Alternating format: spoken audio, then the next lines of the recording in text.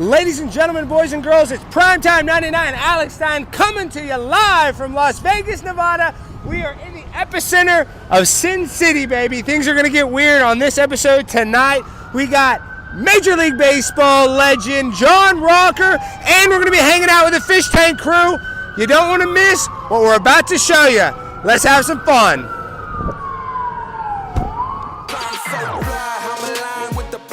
My grind so refined, I got no time for no games. Ask yourself, why would I make time for you lames? At all costs, cause I'm a boss. But break them off, yeah, gotta break them off. 5 minutes is not time. That's what he said. Jimmy? Yes. No, he's one of the producers, okay? Jeez, man. How are we gonna fix that bathroom? Burt, this fucking bus smells like West African shit. And that's from your West African butthole. Do you realize that? How do you can discern the difference between West African shit and white shit? Because it smells more like malt liquor, and it smells more like orange soda and Cheetos and fried chicken and grape soda. How much grape soda have you drank, Burt?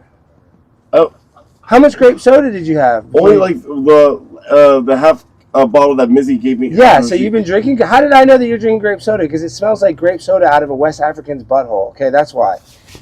What do you have to say about it? You said malt liquor. I don't drink malt liquor. You drink basically the same thing. I would say malt liquor is probably Look at that. That's disgusting.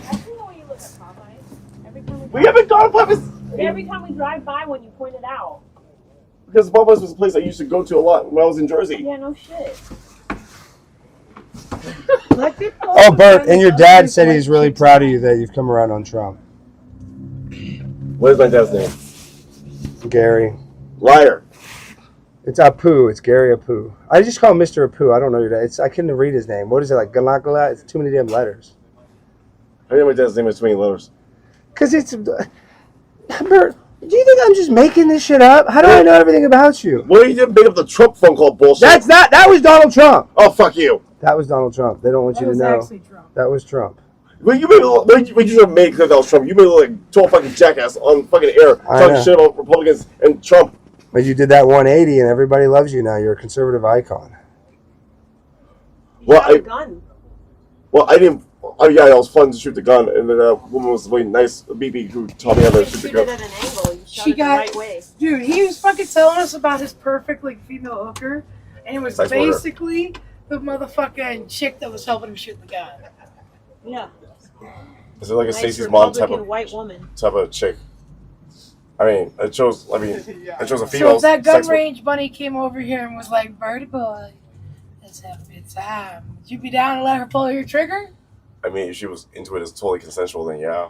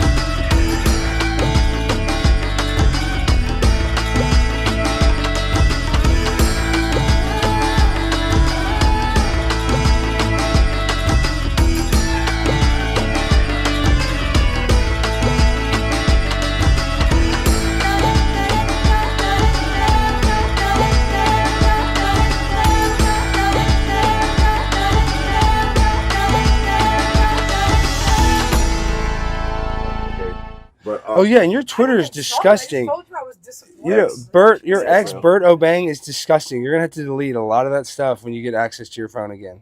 Why have I deleted it? Because you're gonna cost us brand deals, costing me marketing deals already. Wait, brand deals?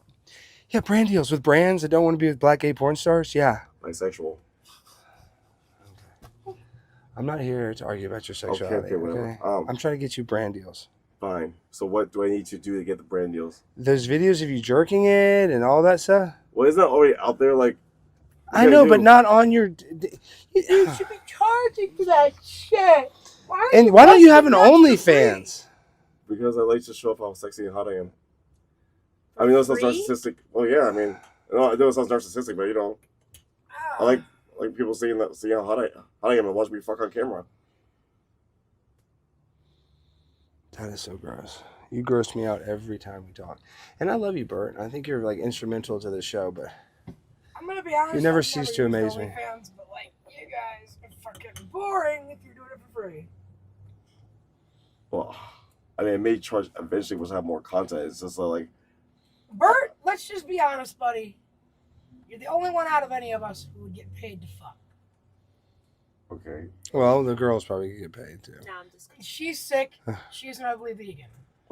Well, what with Luke's fresh-faced white boy ass?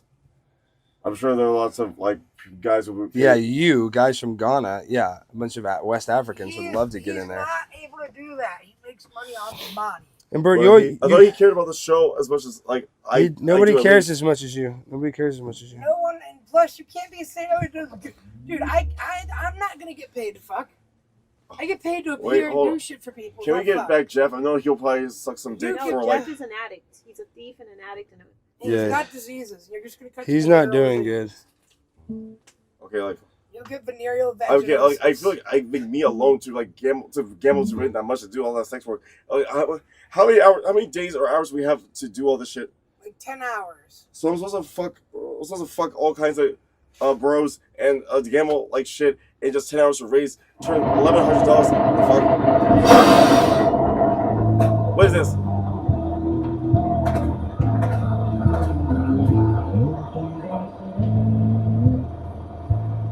Western music.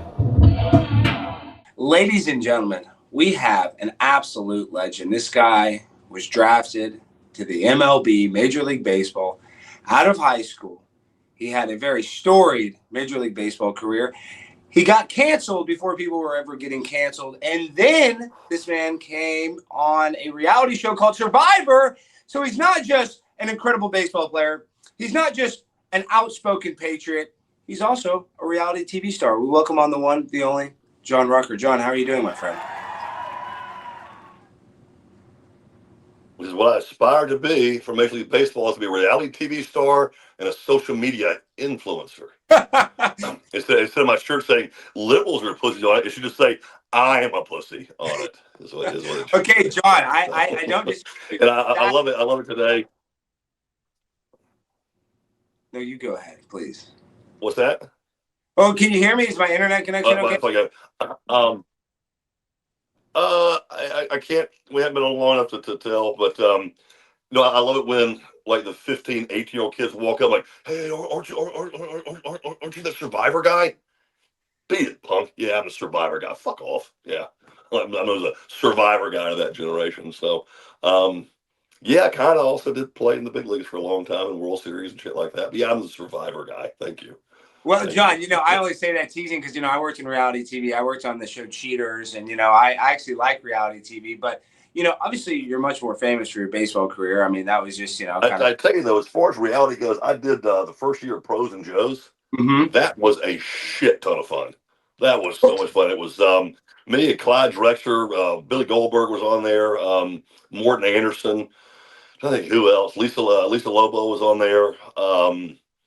Bill Goldberg, Morton Anderson, the greatest kicker. Yeah, I've known Billy, but when WWF was going strong in Atlanta, me and Billy would run around a lot together back in the wrestling and Braves heydays back in the 90s. So I've known Billy a long time.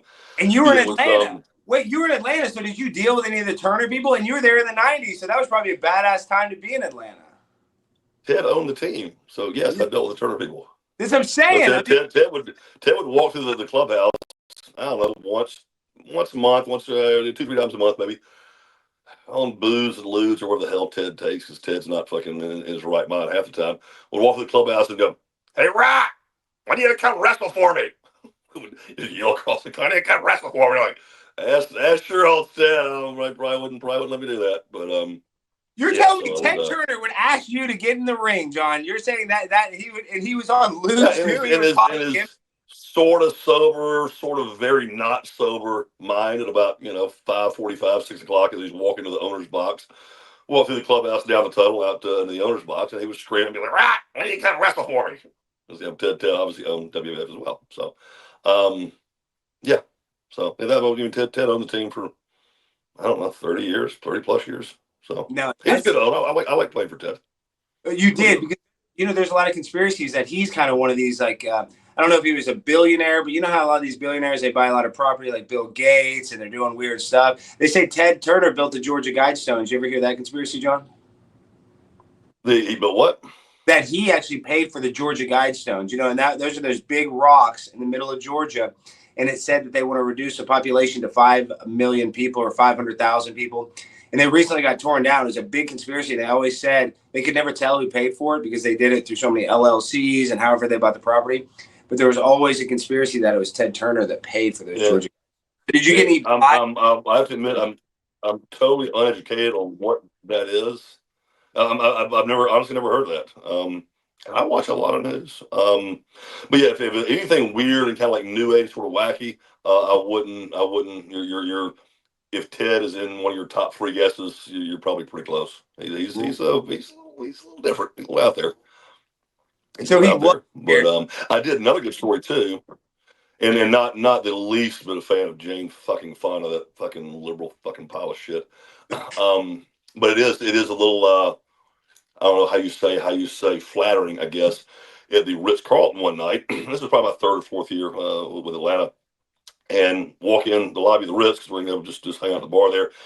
She was in there, she's like, "Oh, John, how you doing? Good to see you." And just full on, just both ass cheeks and maybe like half a ball and just a big old ass squeeze from Jane Fonda. You know what? Yeah, me too.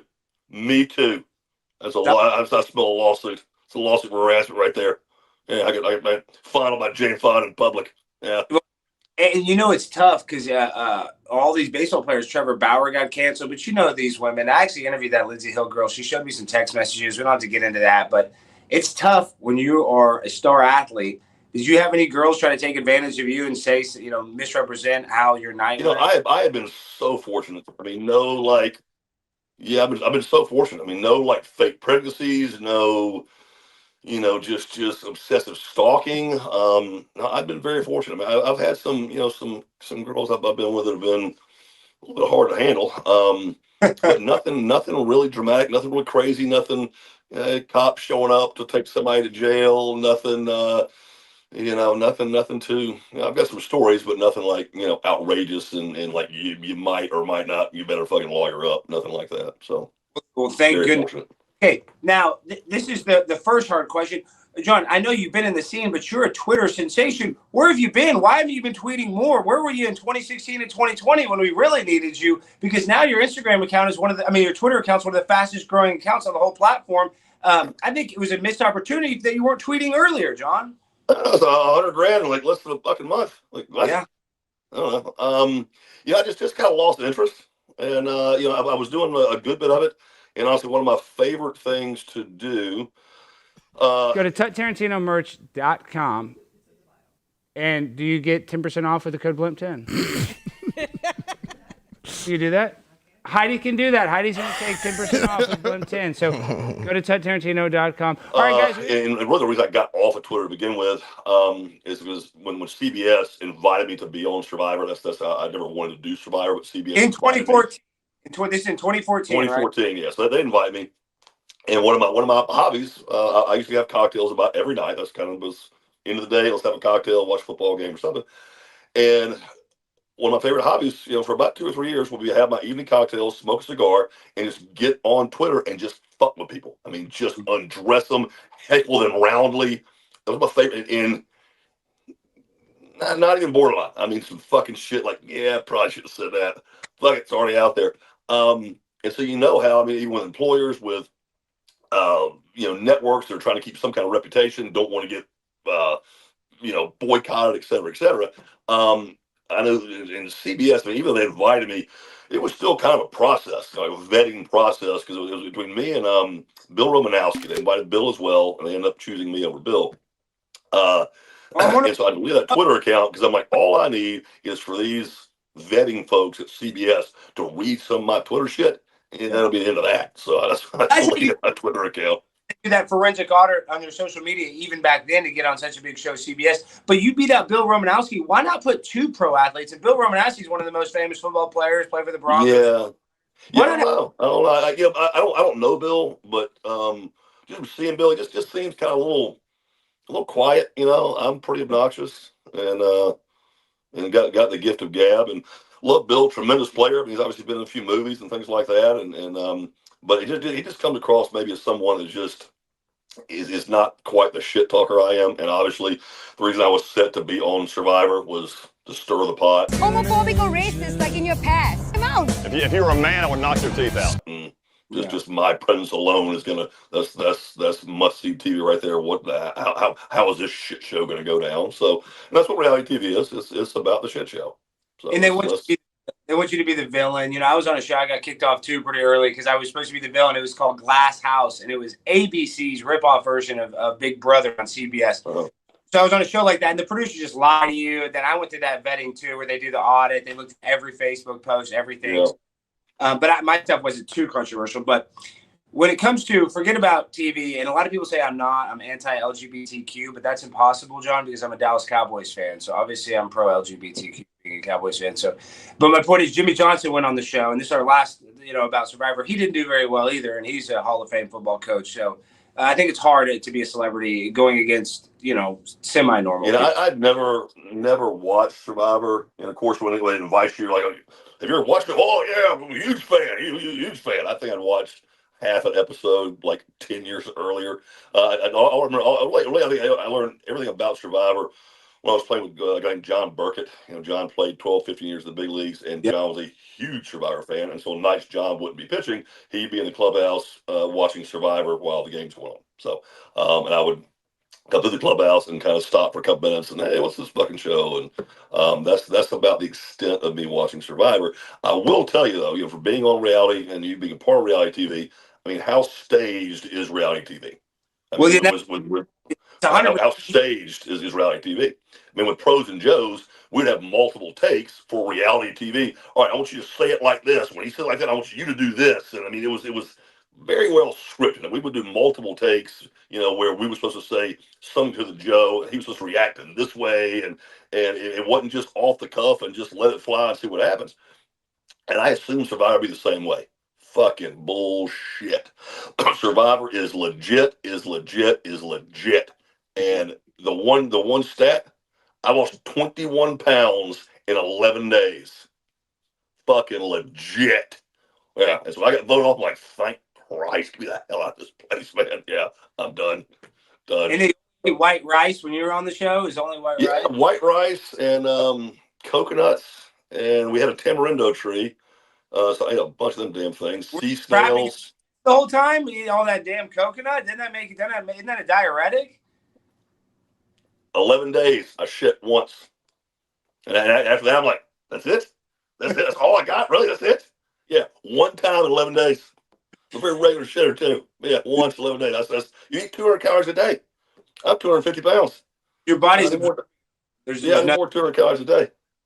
Okay. It was a whole lot of fucking not fun. Now, let me read this statement. And it's just so ridiculous, John, because at the point that you said this, you were the best closer in Major League Baseball.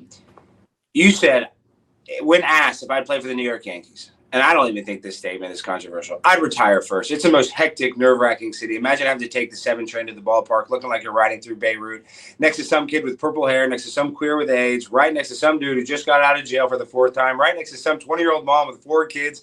It's depressing. The biggest thing I don't like about New York are the foreigners. You can walk around an entire block in Times Square and not hear anybody speak English. Asian, Koreans, Vietnamese, Indians, Russians, Spanish people, and everything up there. How the hell did they get in this country?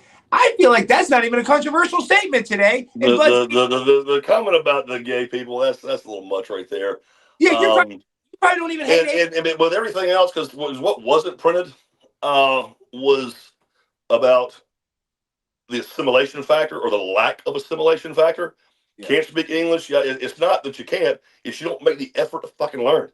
And if you vote with your feet to move to this country, and We've been broken up almost 2 years now, but I was engaged to a girl, Korean girl, whose parents were like off the boat Korean, and the mother still can't speak English, and she's 60 some odd years old, been living in America for almost 40 years, and still can. I mean, she probably knows about 2% of an English language, and we dated for about 3.5 years. And it's never about your skin color, where you're from, just fucking assimilate. And if you're going to come here, obviously, on a short-term visa for 6 months and beat it down and whatever. But if you plan on raising a family here, don't just seclude yourself in some private little neighborhood in New York or San Francisco or wherever, surrounded by just your type people, and just try to recreate your home country over here in America. Blend, mesh, be American. Don't be a Korean living in a Korean community or an Ethiopian community, and you never venture out anywhere else. Now, that's not being American. That's basically recreating the country that you didn't like enough to stay in to come here and recreating over here. I don't agree with that. Assimilate. I've lived in Venezuela for about 4 or 5 months. I lived in Puerto Rico for over a year of my life, both times playing winter ball. And only being over in those places for 3+ months, 4 months, just playing winter ball. I mean, I assimilated. I would. It's usually around Christmas time. I would go to all the local little Christmas parades they have in Puerto Rico. It's the Three Kings Day parade. Is their big thing. I mean, I took it in, man. I went with all my teammates, and my Spanish was fairly good back then. And when it came time to order food or whatever, I fucking did it in Spanish. And I knew come January 15th, my fat ass going back to the States. But in the 3 months I was there, I mean, I'm assimilating to Puerto Rican culture. And I just find it offensive and yeah, I guess not really offensive. The words not coming to mind right now. When people come over here and America's the greatest country on the planet, well, then why don't you fucking be a part of it? And celebrate Thanksgiving, celebrate Easter and Memorial Day and Veterans Day and some things like that. I mean, you see so many people aren't from this country, they're working on Veterans Day. Yeah. I take offense to that. Get your fat ass home and observe the holiday, man. Yeah, in some places you go. I was in Miami like 4 or 5 years ago at a Starbucks in Miami, ordered my coffee in English, and the person serving rolled their eyes and went and got somebody else to take my order. Like they were somehow put out. I'm in Miami ordering my coffee in English, and they couldn't understand my coffee order in English. No, John, you're right. Here. Miami's insane, and this is really what you're speaking out against. Is I don't think you're against immigration. I think you're okay with that. It's the globalism. It's that they're ruining American values. They're trying to trying to erase American history by just saying it's a melting pot. And listen, you want to come here legally and live in America, the land of milk and honey, sure, that's cool with me. But these illegal immigrants, and at that time, illegal immigration was still an issue. So, I think everything you said was pretty based, if I'm just being honest. But, people don't want to hear the truth. And I don't think you're xenophobic, but they called you xenophobic, but that's just what they're going to do. So what was the word? If you come here and want to better yourself and bring yourself up to the standard Americans have set for the way of life in America, then great. Most of them come here and they don't improve upon themselves at all. And so gradually what happens, more and more come here from third world countries, second world countries. Gradually, they're not raising themselves up to our level. They're bringing us down to their level. And so gradually the standard of living in this country will start to decline as more and more second and third world people come in this country, overtake the schools, overtake, like you're seeing right now, the apartment complexes and the hotels and the workforces and things like that. They will not rise to our level of living. They will bring us down to their level of living. Yeah, John, I got canceled. I opened up for Tucker Carlson. I made a joke about how Haitians are eating cats and dogs and how they said it was fake, but I called the Chinese buffet in Springfield, Ohio, and they said their business is doing so good because everybody's eating the cats. My point is, that's where we're at. You were speaking about something in 1999, and now we got Haitian immigrants eating damn cats in their driveway. So, I'm not anti-immigration. I don't think you're anti-immigration at all. But if you come to America, you got to follow our rules. You got all these Haitian Uber Eats drivers wrecking into people, don't have proper insurance, sign up and name. And I mean, it's just making our country more dangerous when it's already dangerous enough. So I'm empathetic to your views. I'm empathetic to what you said. It just sucks that was such a controversy. And now you're finally getting, and I'm sure you haven't read it, but I wrote a book about 12, 13 years ago called Rockers, Scars, and Strikes. And the last 3 or 4 chapters were about the SI article, and let's clear the air about what was actually said. And a lot of it was talking about the the immigration situation and things like that. And I was going into financial realities of, okay, so I was doing research. The book came out in 11, so I'm doing research in like 9 and 10. And at that time, there had been like 38 hospitals in the state of California that had closed their doors because of unpaid healthcare services by illegals. 38. I mean, who knows what the hell that is now? And so now, I mean, all the shit I was talking about back in 2000, which sort of led this the SI article off, is talking politics with a fucking liberal. And what was put in that article was probably 45 seconds of a 15-minute conversation where I'm talking like I'm talking to you now about assimilation, et cetera, et cetera, et cetera. And then writing the book, doing the research and everything like that, talking fiscally, talking about what happens to the school systems and the hospitals, everything else, the welfare systems and all that.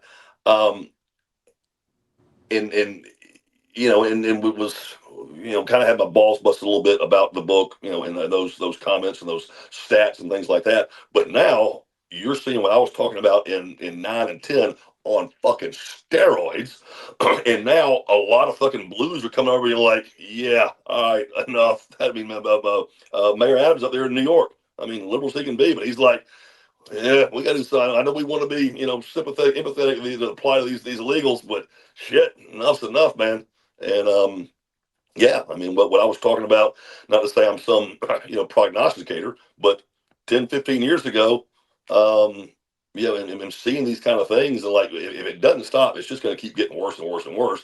And who knows, no one ever saw what was coming the last 4 years when these fucking dopes in the White House let 12 to 15 million people just run through our fucking borders like fucking shit through a goose.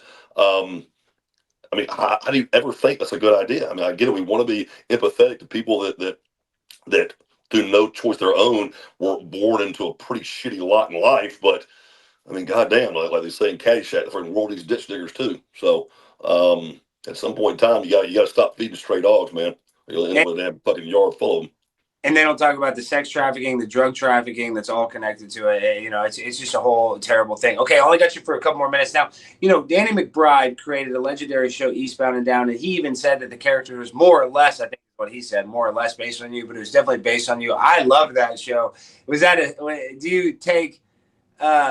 you like that, or is that offensive that he? No, it's fine. It's fine. Actually, I was at where was I? I was somewhere in meatpacking. 4 or 5 years ago, Randall Will Ferrell. We actually talked about the show a little bit. And his character he played with me on Saturday Night Live for a little bit. We had a laugh about it. But and he retarded his best friends are transgender. I'd like to know what he said to you.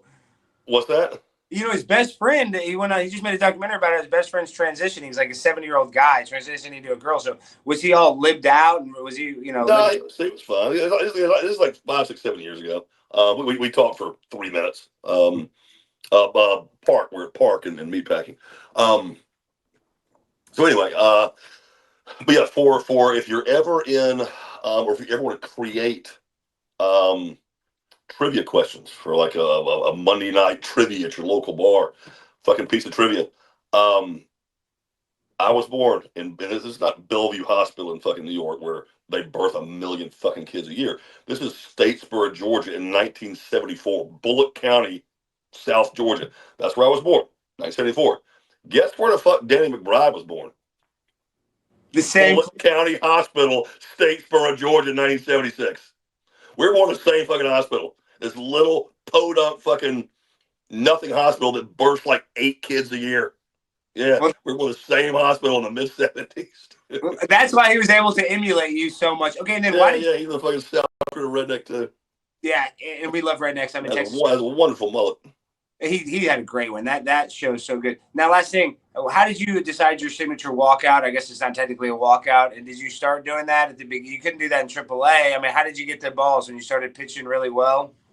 No, it's actually a really good story. So that started when well, I'll tell you the whole story. So got a hair up my ass when I was. How much time we got left? Well, we had plenty of time. I mean, I just didn't want to keep you too long. No, you're fine, man. You're fine. Okay. And we had a hard break or anything. So I got a hair up my ass when I was 14 years old. I want to be in the fucking big leagues. You know, I don't know where it came from, but I wanted to be a big league ball player. And from that point forward, my mantra was I have to do something every single day to eventually get myself to the big leagues. Whether that's reading an article about my favorite player, watching a game, reading a book, reading one of my favorite pitchers. I had Oral Hershiser books and Roger Clemens books and Tom House books. I mean, all guys I ended up eventually playing with. Oral was my pitching coach when I was in Texas. Or working out or playing. I mean, every day had to do something. And so literally for probably 320, 330 days a year, something was being done. Unless it's Christmas Day or something like that, I am getting a workout in. I'm doing something. And so obviously, signed a scholarship, played at Georgia, never went. Drafted out of high school, and so then I'm in the mix, man. Let's try to get there. And I tell you, the minor leagues is a very just mentally taxing, mentally fuck with you. Way to play. I mean, it's just the road trips, and you've never been surrounded by a group of 24 other players that are just as damn good as you. I mean, in high school you breeze through, everybody's just physically better than you are. And so it's very mentally taxing, physically taxing. You go from playing 40 games a year in high school, now I'm playing with spring training structurally, I'm playing over 200 games a year. It's very tough, and there's times that you're mapping your way out to the big leagues and what kind of car you're going to buy, and there's 10 days later you're like, I probably just starting to look for fucking part-time job at Sears selling fucking Lady Kenmore's. This baseball shit ain't working out. Well, 10 days ago you were already picking your car out for when you got fucking called up. Like, what the hell, man? So it's tough, man. It's just so mentally fuck with you. And so at about the 9-year mark, I get to AA. So I'm 23 in AA, 22 in AA. So about 9 years. And I finally start figuring shit out. I finally start being more consistent, more games good than games bad. And I'm like, I'm shit's kind of coming together. And so they sent me from in my AA year to the Arizona Fall League, which that's a stud league. I mean, it's like 60% of players that go to the Fall League will play in the big leagues the next year. And again, great competition, but I never faced like a true big league hitter. I'd face some guys, had a cup of coffee, and this guy got called up for 10 days last year. And I'd face some guys like that, in AA, even A-ball, get some guy on a rehab assignment or something. And so the Fall League had a few guys like this. A few guys that had, a month worth of time, but no names you ever fucking heard of. And so after that, they sent me to fucking Puerto Rico to relieve. Because obviously I was trying to break into a staff with Glavine, Maddox, and Smoltz. And I'm like, I ain't bringing that fucking staff. Yeah, that's the best baseball staff, arguably in history, right? Yeah. I mean, it was phenomenal, and it's so fun to watch those guys just day in and day out. But there was some bullpen spots open, and I'd never relieved my entire fucking life. My agent calls me up and was like, "There's some pen spots. Next year, Atlanta wants you to go down to Puerto Rico, and see what you like coming out of the pen." And I was a high maintenance starter too. It'd take me 45 minutes to get ready to throw a game. I'm stretching, I'm running and this, and relieving shit. You might only have fucking 90 seconds sometimes. And shoot, absolutely, And these winter leagues, especially the Puerto Rican league, I played down there 3 times. It's a stud league. I mean, there's I think 8 teams down there, and every team has got 4 or 5 big league veterans on it. I mean, guys that got 6, 8, 10 years of time, and some all-stars on there. I mean, when I was down there, Javi Lopez is playing, Bernie Williams is playing, Ruben Sierra's playing, et cetera, et cetera. I mean, some name, Juan Gonzalez is playing. I mean, there's fucking boys down there. Gonzalez, 2 of the best. And so I've been down there 2 days, hadn't gotten into a game yet, and thrown a couple of bullpens. And my manager, Tom Gamboa, Gamby was White Sox. He was the Royals first base coach, those two fucking dirtbag fucking rednecks jumped out of the stands, remember a few years ago, and started beating them up on the fucking in the coach box. That's Gamby right there. And so Gamby fucking walks down the bullpen and say, "Hey, Rock, Pudge Rodriguez is up fourth next inning. We get to him. You got him." I'm like, "Oh shit!" And this is I think by this point in time, Pudge been in the league about 5 years. Was like 2-time Silver Slugger, like a 3 or 4-time All-Star, 2-time Gold Glover. And I'm like, I'm just saying, fuck. Pudge, Pudge is one of the greatest baseball players of all time, arguably. I mean, you could argue that he was the best. Yeah. I mean, he's in the top 3 or 4 best catchers ever play. And he, we ended up playing together in Texas.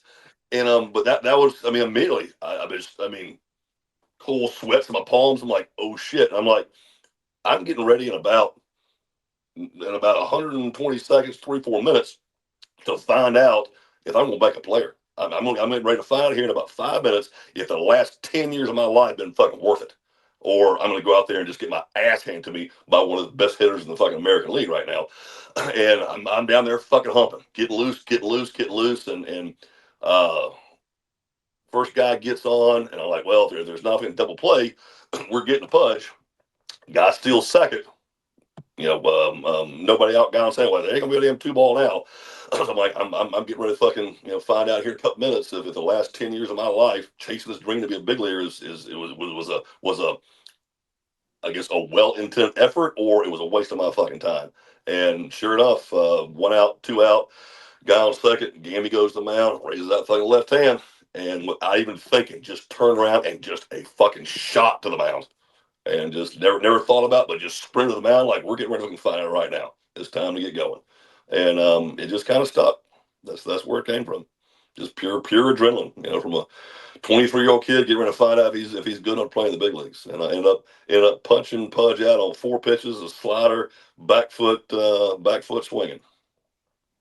Well, John, that's the story. And we sprinted from there on, which that became obviously my signature.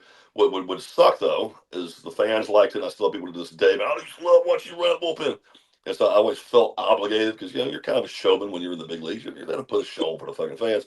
But like in August, when it's a day game, like, oh, I gotta run the fuck out there. God damn, I'm just like fucking sucking eggs, man. I don't feel like doing that shit right now. But all right, come on, here we go. I was out late last night. I don't feel like fucking running it. You gotta do it. You gotta do it. And you'd have to run out there in Texas on a 3:00 Wednesday game or whatever, or wherever you were. That would be no shit. Like a fucking businessman special, like at 1:00 on a Wednesday. Like this is fucking bullshit, man. Oh, wow. Yeah, but that's how it happened. Though. What the gimmick? What do you think it was thought about? It was just kind of happened naturally. Well, Pudge Rodriguez. I mean, I don't know if I would run to go throw to Pudge. I'd probably be scared to death. But that's awesome. Yeah, he was a hell of a player, man. That's a great story. Now, before you go, I want to ask you this question too. Tim Donaghy, NBA ref, he got caught fixing games for the mob. Supposedly, he bet on games. And then I saw you recently tweet, "Our sports rigged." Now, baseball, they're thinking about going to an electronic strike zone.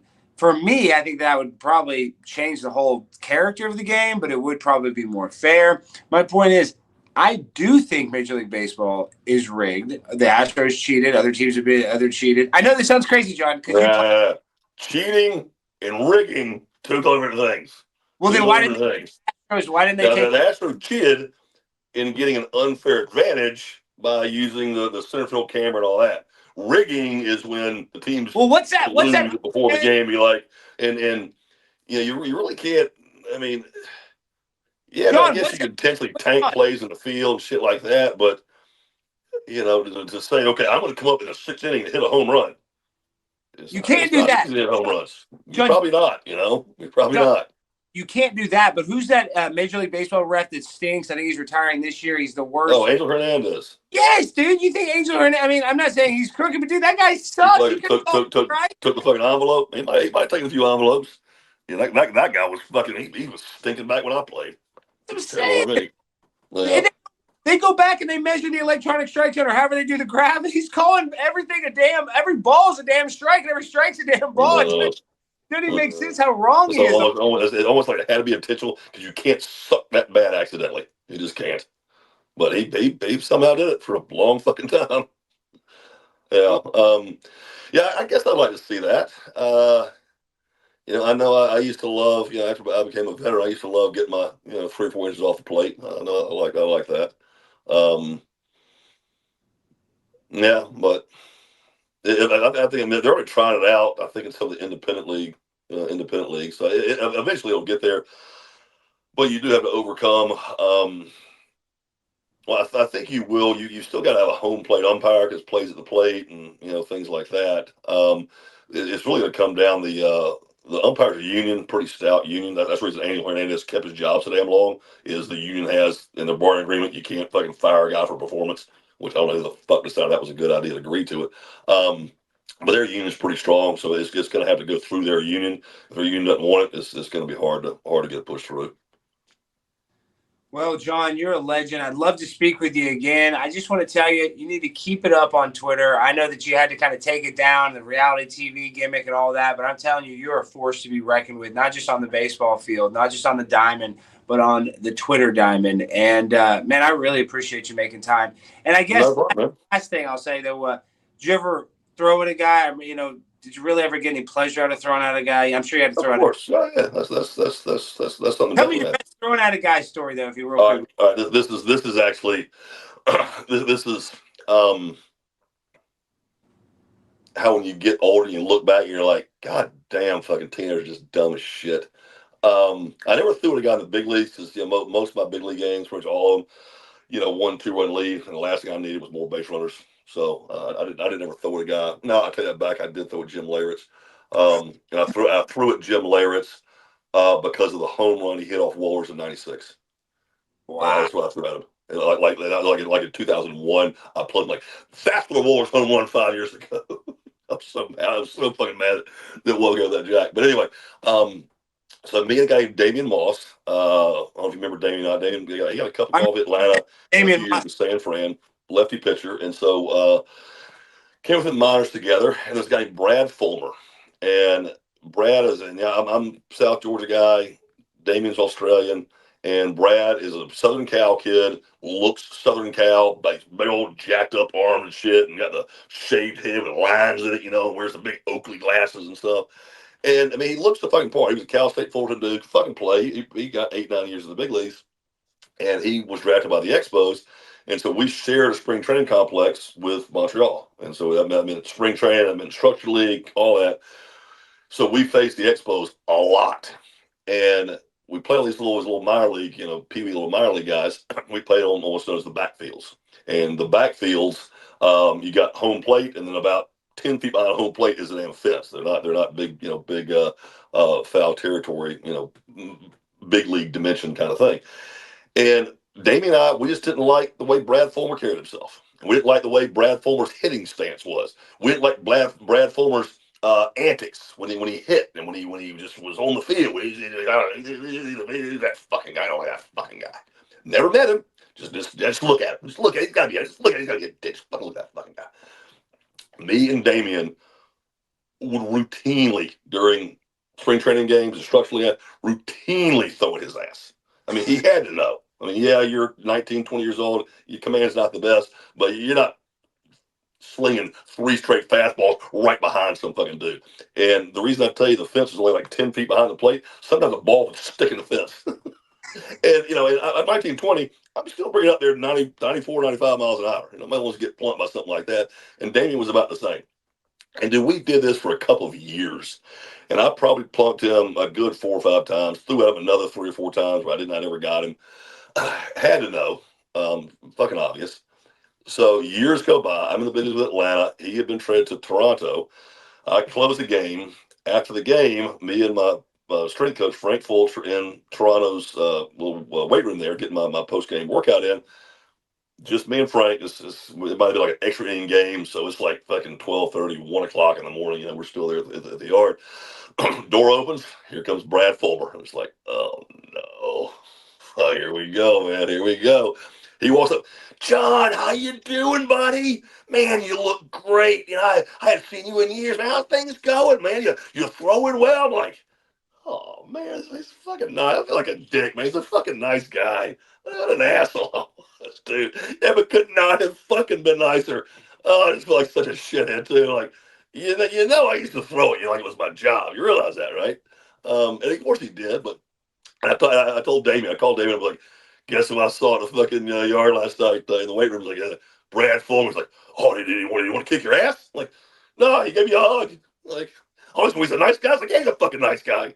Like we should be like fined or something for how many times you threw at that guy. We should, because he's not a fucking fucking prick like we thought he was. So yeah, that's my story about fucking plunking guys.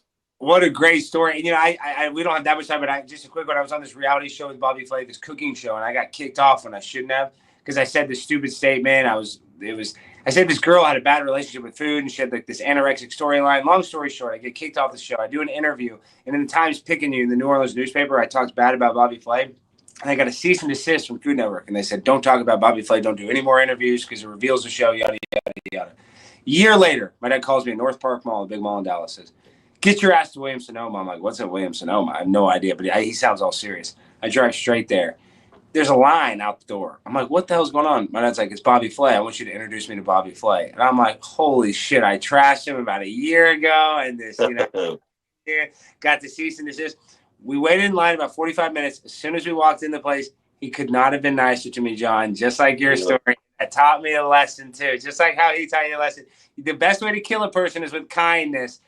So, you know, we both learned that lesson. That's it. And ever since then, I always like, you know, you see somebody you think, you know, you try to stereotype, I bet they're like that.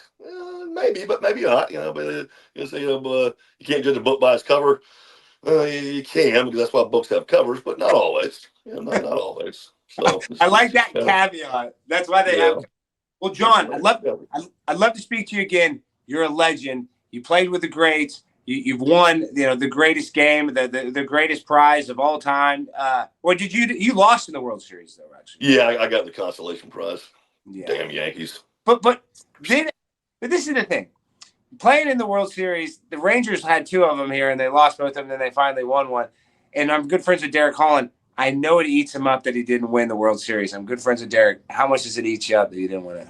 Not, you know, if I'd been multiple times, then probably. But the one time, yeah, I mean, it was nice to have won a game. We got swept. I always say, well, fuck it, I played good. You know, I did. I feel like 6 or 7 scoreless in the World Series through the games. But it would have been nice. But honestly, you know, just that experience and getting to play with my hometown team, the team I grew up being a fan of since I was 5 years old. I can still remember where I was when Sid slid. You know, just that obnoxious of a fan, and to get to play in a World Series with my hometown team in fucking Yankee Stadium. That's just as a baseball purist that I am, it doesn't get any better than that. Win or lose, it does not get any better than that. John, you're a legend. I really appreciate you making time for me. You got to keep it up on Twitter. I'm telling you, you're going to be at 1 million followers in less than 6 months as long as you just keep it up. Give me back on. We'll have a celebrate. We'll have a party. We'll talk even longer, John. I'll have you on a bunch if you got the time. I really appreciate it. I like doing this. You're a legend. And like I said, if you would have said that today, you'd probably be in Trump's administration. It's ridiculous, now. Cancel culture. I can't believe you were one of the first. It looks like the pendulum has finally swung back the other way. People are so sick and fucking tired of walking around playing eggshells. People are damn sick of it. So, yeah. Hope it stays that way. All right. Thank you, Alex. I appreciate it, man.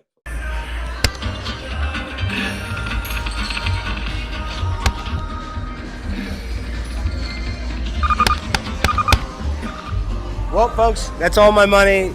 This trip has been absolutely insane. I'm broke. I hope you enjoyed the John Rocker interview. I hope you enjoyed the clips of our trip in Vegas. It's been a night to forget, a day to forget. Thank you for the support. I need it now more than ever because I'm financially ruined. Thank you for watching. Have a good evening.